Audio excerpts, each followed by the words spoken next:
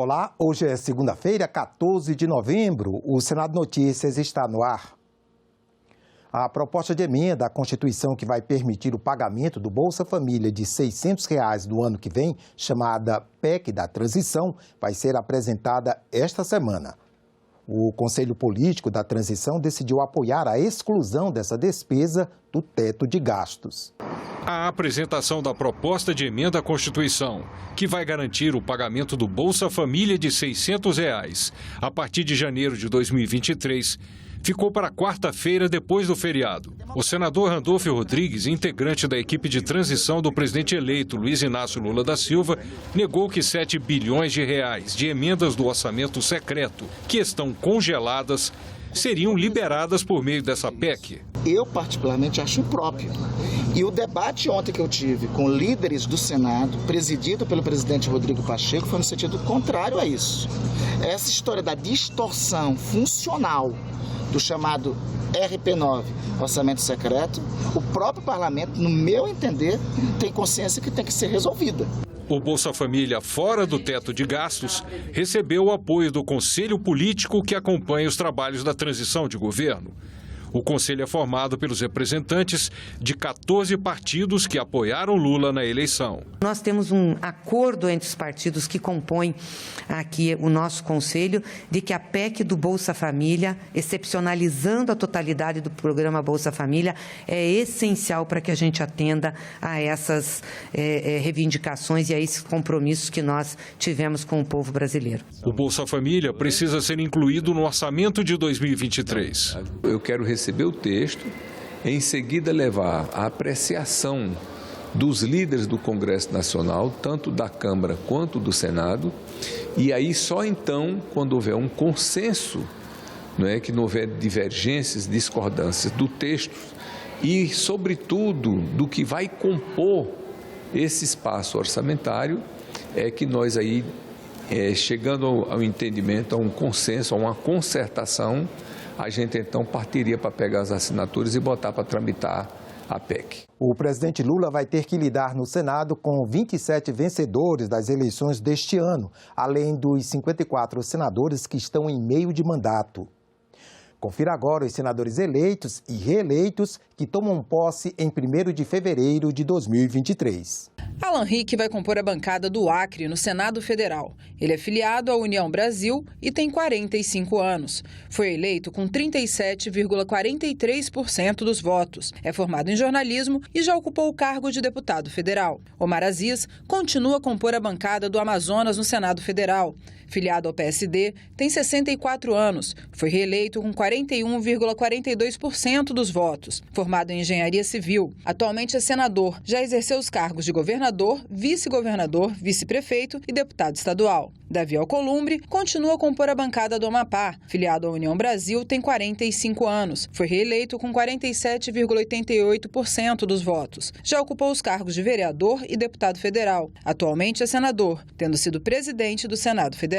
Beto Faro vai compor a bancada do Pará. Filiado ao Partido dos Trabalhadores, tem 53 anos. Foi eleito com 42,55% dos votos. Atualmente, exerce a função de deputado federal. Dr. Irã vai compor a bancada de Roraima. Filiado ao Partido Progressista, tem 65 anos. Foi eleito com 46,43% dos votos. Formado em medicina, atualmente exerce o cargo de deputado federal. Presidiu o Conselho Regional de Medicina do Estado e a Cooperativa de Economia e Crédito Mútuo dos Médicos. Jaime Bagatoli vai compor a bancada de Rondônia. Filiado ao Partido Liberal, tem 61 anos. Foi eleito com 35,80% dos votos. Bagatoli é empresário. Professora Dorinha vai compor a bancada do Tocantins. Filiado ao Partido União, tem 58 anos. Foi eleita com 50,42% dos votos. Formada em pedagogia, atualmente está licenciada do mandato de deputada federal. Já foi secretária de Educação e Cultura. Um novo representante vai compor a bancada de Alagoas no Senado Federal. Renan Filho, do MDB, tem 42 anos. Foi eleito com 56,92% dos votos.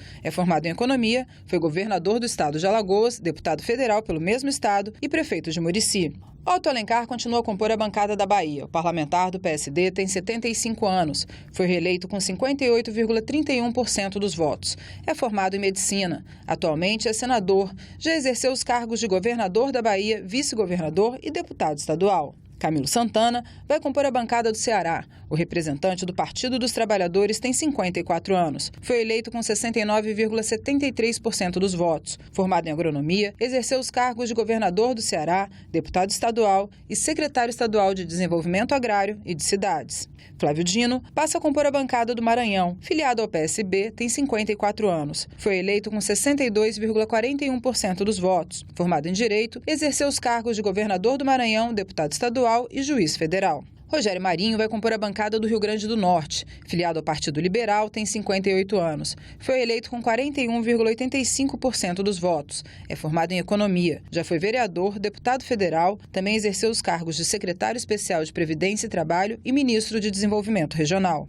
Efraim Filho vai compor a bancada da Paraíba. Filiado à União, tem 43 anos. Foi eleito com 30,82% dos votos. Formado em Direito, está no 4º mandato de deputado federal. Já a bancada de Pernambuco passa a ser composta por Tereza Leitão. A representante do Partido dos Trabalhadores tem 70 anos. Foi eleita com 46,12% dos votos. Formada em Pedagogia, já ocupou o cargo de deputado estadual. Wellington Dias vai compor a bancada do estado do Piauí. Representante do Partido dos Trabalhadores, tem 60 anos. Foi eleito com 51,34% dos votos. É formado em Letras e Políticas Públicas e Governo. Já exerceu os cargos de governador, senador, deputado federal, deputado estadual e vereador. Dias também é escritor.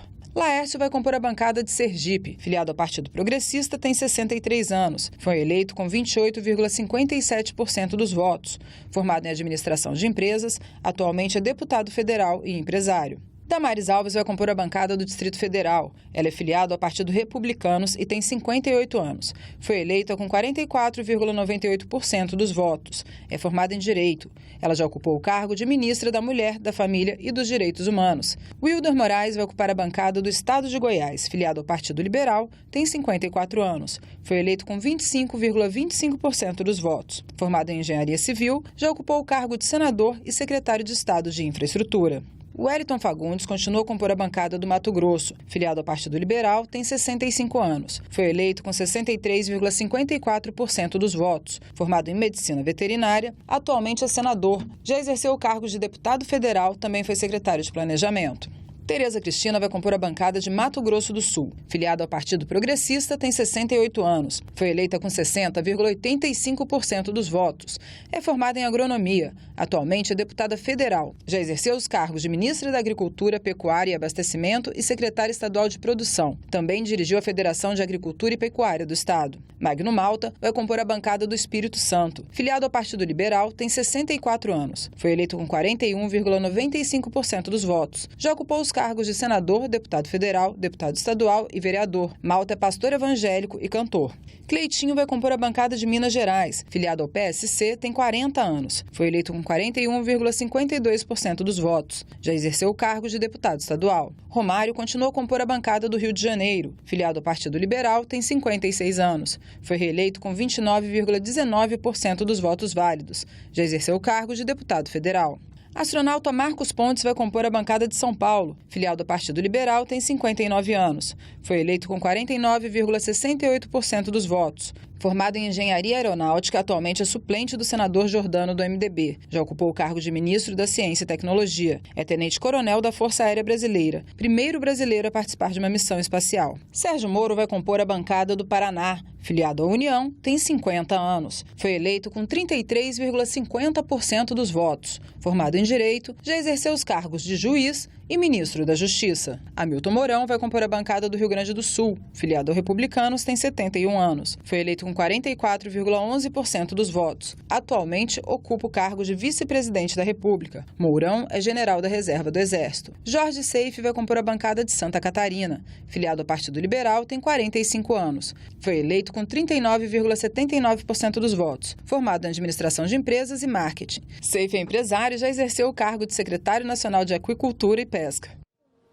O plenário do Senado promoveu na sexta-feira uma sessão especial para marcar o Novembro Diabetes Azul, mês em que uma campanha mundial chama a atenção para a doença. A sessão especial comemorou a campanha mundial de conscientização do mês do diabetes, o Novembro Diabetes Azul. O objetivo foi destacar os esforços dos envolvidos na campanha e lembrar o grave impacto da doença no Brasil, seus fatores de risco e potenciais complicações. O diabetes mellitus é uma doença epidêmica e crônica, cujo agravamento e complicações são severamente danosos para os doentes e suas famílias.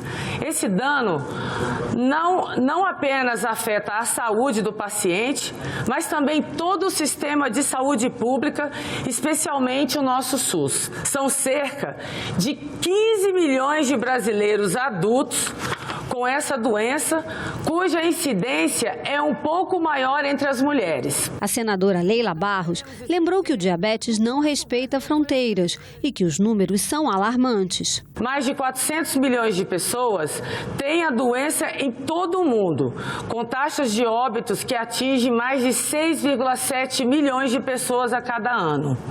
Metade dos doentes não tem conhecimento de que são diabéticos, o que torna fundamentais as campanhas de conscientização. Durante a sessão foi exibido um vídeo sobre a importância do diagnóstico precoce do diabetes e os principais cuidados diários. O estágio de pré-diabetes, por exemplo, já pode ser detectado com antecedência. Isso serve de alerta para cuidados necessários e a prevenção de sua evolução. Sempre que possível, meça sua glicemia. É fácil, rápido e pode te ajudar muito. Aí a agulha é tão pequenininha que nem dá medo, não é? Não espere sentir algum sintoma, porque geralmente quando isso acontece, significa que o problema já está em uma fase mais avançada. Até mesmo as crianças a partir de 10 anos de idade que apresentarem algum fator de risco já devem fazer o exame regularmente. A pessoa com diabetes precisa de alguns cuidados, como manter uma dieta adequada, realizar atividades físicas e usar medicamentos para controlar a glicose no sangue. Os convidados falaram sobre a necessidade de políticas públicas para reduzir a mortalidade entre os jovens. A gente sabe que 1 em cada 3 pessoas não vão viver mais do que 55 anos. A população tem que aderir ao seu tratamento e ter o autocontrole glicêmico, né? Então, as insulinas são fundamentais porque elas são vitais para a sobrevivência do DM1.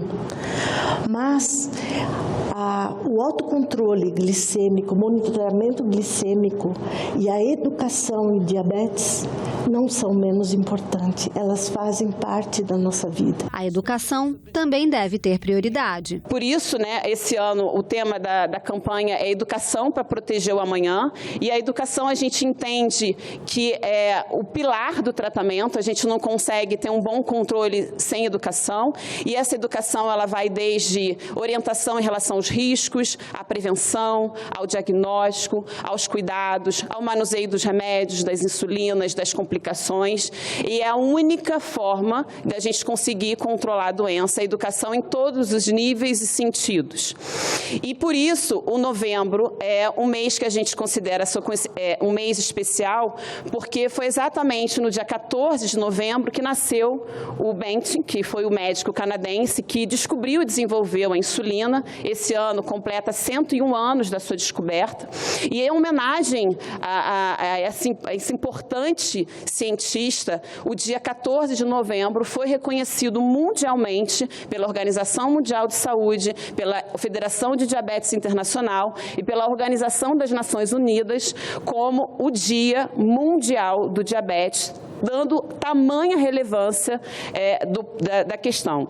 O Parlamento Amazônico se reuniu durante toda a semana passada em Bogotá, capital da Colômbia. Entre os resultados das reuniões, a recondução do senador Nelsinho Trade à presidência do colegiado. A organização envolve 8 países que têm território na Amazônia e estava desativada há 10 anos. O senador Nelsinho Trade, representante do Senado, foi reconduzido à presidência do Parlamais por 2 anos. Olá, amigos. Estamos aqui em Bogotá, na Colômbia, unidos em torno do Parlamento Amazônico. Sob a nossa presidência, os países que detêm território amazônico estão aqui discutindo pautas comuns que venham a fortalecer fortalecer o meio ambiente. A certeza de que unidos nós vamos demonstrar a toda a humanidade a força do Parlamento Amazônico, representado aqui pelos países que se fazem presentes. Numa das sessões, o Parlamento Amazônico aprovou a declaração do Dia Internacional da Amazônia, que será apresentada às Nações Unidas. A iniciativa da delegação da Bolívia tem como objetivo sensibilizar cidadãos de todos os países para questões da região amazônica, na mesma data comemorativa, que será 5 de setembro. A declaração agora deve ser encaminhada aos representantes de cada país do Parlamais. Parlamentares do Brasil, Colômbia, Peru e Bolívia, que fazem parte do Parlamais, participaram de uma missão de visita à Amazônia colombiana. O objetivo foi conhecer casos de sucesso de empreendimentos comunitários que permitem o uso sustentável dos recursos naturais. Uma dessas iniciativas busca estimular a produção de chontaduro, produto ancestral fruto da palmeira amazônica, explorado pela Associação de Produtores da cidade de Vila Garzón. Os parlamentares ainda visitaram a Associação de Jovens Empreendedores da cidade, que fazem o manejo sustentável do pirarucu. Em seguida, conheceram o Centro Experimental Amazônico, responsável pela formação da consciência ambiental e manutenção das raízes culturais da população dessa região, além da transferência de conhecimento e tecnologia às comunidades, para que contribuam com o desenvolvimento sustentável da Amazônia colombiana. Um projeto em tramitação no Senado propõe legislação unificada para os conselhos tutelares. O objetivo é dar mais autonomia ao trabalho das instituições e dos profissionais que atuam na área. O texto do senador Humberto Costa vai ser distribuído às comissões. Os conselhos tutelares foram criados em 1990 com a publicação do Estatuto da Criança e do Adolescente para desempenhar uma função estratégica, zelar pelos direitos da criança e do adolescente. Entre suas atribuições está a de atender crianças e adolescentes com direitos ameaçados ou violados e encaminhar os casos à Justiça. O projeto do Senado cria parâmetros institucionais mínimos que devem ser cumpridos pelo Executivo, Legislativo e membros dos conselhos tutelares. Esses conselheiros fazem um trabalho extraordinário de proteção aos direitos das crianças e adolescentes, combatem o assédio moral, o assédio sexual às crianças, os abusos, têm uma representatividade social porque são eleitos diretamente e nada mais justo que haja um estatuto que defina as condições desse trabalho, não é, as qualificações exigidas para ele e que possam representar e que possa representar também um reconhecimento da sociedade à importância desse trabalho. Esse procurador explicou que existe uma distorção sobre a função dos conselhos tutelares. Segundo ele, o projeto vai trazer clareza em relação ao papel dessas instituições, além de conferir identidade nacional e unidade de atuação a esses órgãos. O Conselho Tutelar é uma instituição de Estado, né, lato sensu, né, é uma instituição que ela tem um histórico, né, de atuação na defesa da criança e adolescente e ela não pode ficar à mercê, né, eventualmente de alguma intercorrência em âmbito municipal, ali, algum problema de interferência política, alguma questão de perseguição ideológica, especialmente quando o Conselho Tutelar passa a cumprir o seu papel primordial, que é justamente o quê? Cobrar junto ao poder público a implementação de políticas públicas em prol da criança.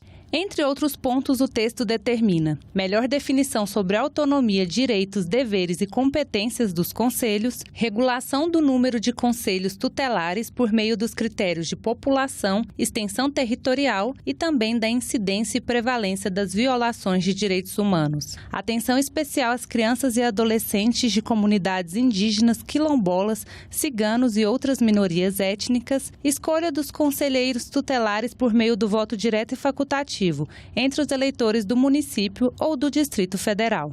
No que se refere à maior autonomia aos órgãos e seus colegiados, Murilo explicou que a proposta prevê um controle externo do Conselho Tutelar que não seja vinculado ao município e ressaltou que o conselheiro não poderá receber sanção por sua atuação. Então, a proposta da lei orgânica ela vem nessa linha de corrigir essas distorções, de fortalecer a instituição Conselho Tutelar, de fazer com que os conselheiros eles passem a ter mecanismos de controle externo que sejam justos, que sejam idôneos, né, que sejam, não tenham influência política, né, na sua movimentação. Quer dizer, em outras palavras, o conselheiro que pisar na bola, o conselheiro que praticar algum desvio funcional, tem que ser responsabilizado, mas porque ele praticou desvio funcional. E não aquele que fez o que deveria fazer, da forma como deveria fazer, mas porque alguém não gostou, alguém que, né, que se sentiu incomodado por aquilo, vai querer perseguir agora aquele conselheiro que cumpriu seu papel corretamente. É o que a gente vê, infelizmente, acontecer em muitos casos. Ficamos por aqui. Você pode rever as reportagens desta edição na nossa página na internet, senado.leg.br/TV. Obrigado pela companhia e continue sintonizado aqui na TV Senado.